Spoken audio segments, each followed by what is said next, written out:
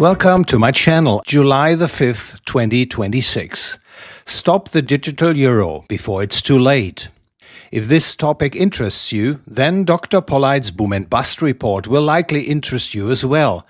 All information is available at boombustreport.com. And now let us begin with Stop the digital euro before it's too late. The political push to introduce a digital euro is associated with very serious dangers for people's freedoms, dangers that are still being massively underestimated. To understand this, I recommend podcast episode 247 on this channel, titled From Darkness to Light: The Truth About Central Bank Digital Currency.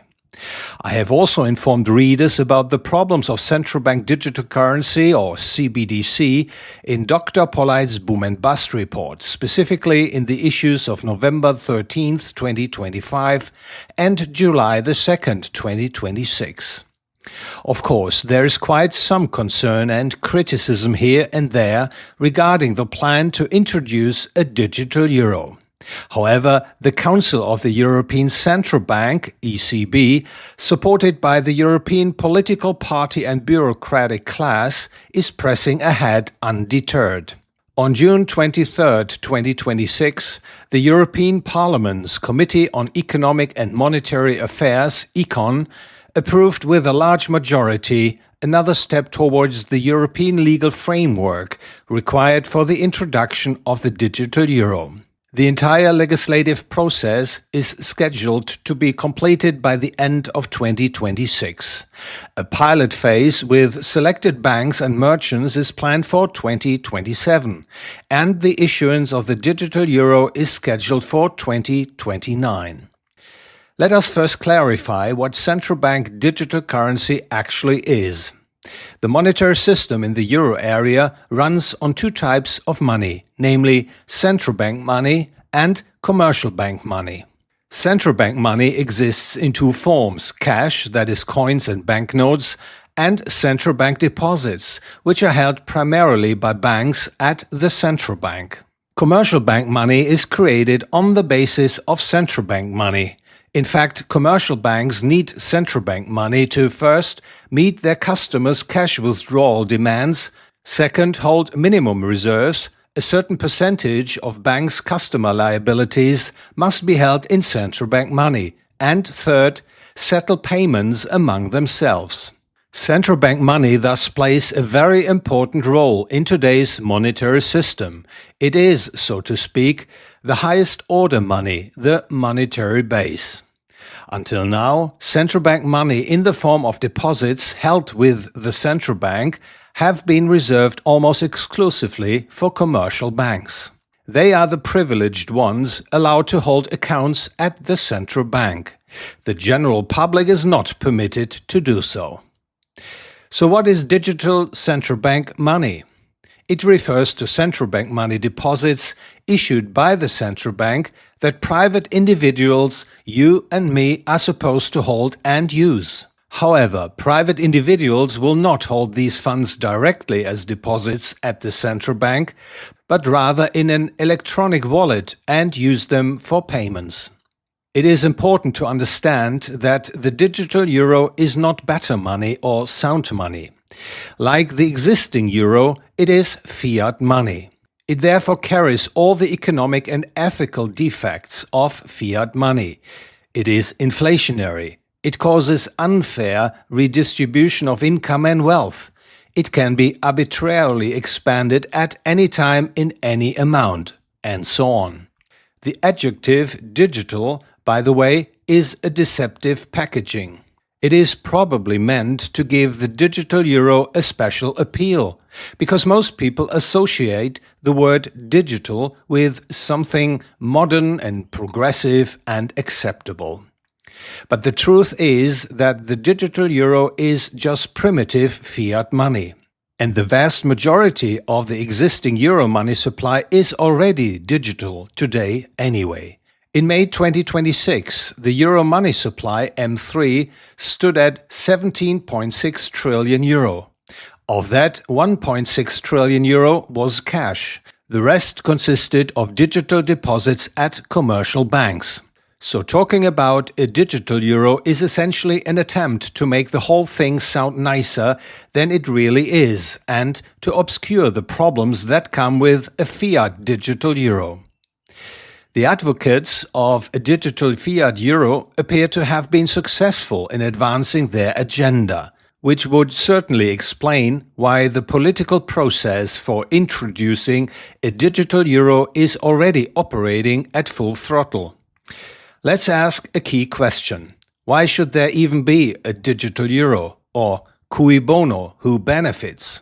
The ECB Council promotes the digital euro by claiming it would reduce dependence on American payment services such as Visa, MasterCard, PayPal, etc., and thereby strengthen Europe's strategic autonomy. The European Council promotes the digital euro by claiming it would reduce dependence on American payment services such as Visa, MasterCard, PayPal, etc., and thereby strengthen Europe's strategic autonomy. Upon closer inspection, however, this argument is not convincing. The digital euro is not a competitor to credit card companies. The latter simply don't care whether payments are settled in US dollars, Japanese yen, British pounds, Swiss franc, euros or digital euros. And most importantly, the digital euro cannot replace the credit card. No one can do without credit cards. You need them to rent cars or hotel rooms, to buy airline tickets. Especially for online purchases, e-commerce, credit card payments offer major advantages, such as the chargeback, the ability to easily and quickly reverse a payment. What is more, all payments for which the digital euro is supposedly needed can also be handled by tokenizing ordinary commercial bank euros. Tokenization enables conditional payments such as smart contracts, for example, pay only if the goods are delivered, as well as seamless integration into e-commerce and decentralized finance-like applications. Tokenizing commercial bank money is actually the most pragmatic and relatively easy to implement solution. Tokenized commercial bank money would also be backed by what is considered relatively safe central bank money. No, a digital euro is not needed at all. In addition, there are many reasons to reject the digital euro outright, because it could have a number of rather disturbing side effects. Since the digital euro is supposed to be available both online and offline, it competes directly with cash, pushes back the use of banknotes and coins, and thereby plays into the hands of those who want to abolish cash anyway. The loss of cash would mean the last remnant of financial privacy for money users would be permanently lost. Not only would money users become completely transparent, because all payments could be made especially easily visible to the state, but money would also be permanently trapped in the banking sector and could no longer be withdrawn from it. The state and its central bank could then, for example, impose negative interest rates to bail out banks or generate new revenue for the state, an expropriation from which money holders could no longer escape. Above all, however, the digital euro is programmable. It is technically possible to restrict people's ability to make payments through politically imposed restrictions. Anyone who becomes politically inconvenient, whether because they eat too much meat, consume too much gasoline, express their opinion freely, or oppose the government, can have their access to the payment system restricted or completely revoked, just as is already practiced today in China with the social credit score. This would be especially oppressive if those affected could no longer fall back on cash. In other words, a digital euro paves the way for tyrannical conditions. In short, from a payments technology viewpoint, the digital euro is unnecessary and dispensable. What is more, a digital euro carries enormous potential for political abuse.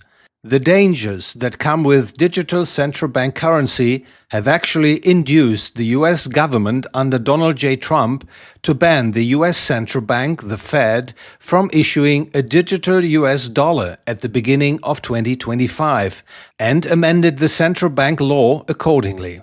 That said, people should not get fooled by promises that data protection will be guaranteed for all users of the digital euro or that its role in the payment system will be limited, for example, by maximum balance amounts.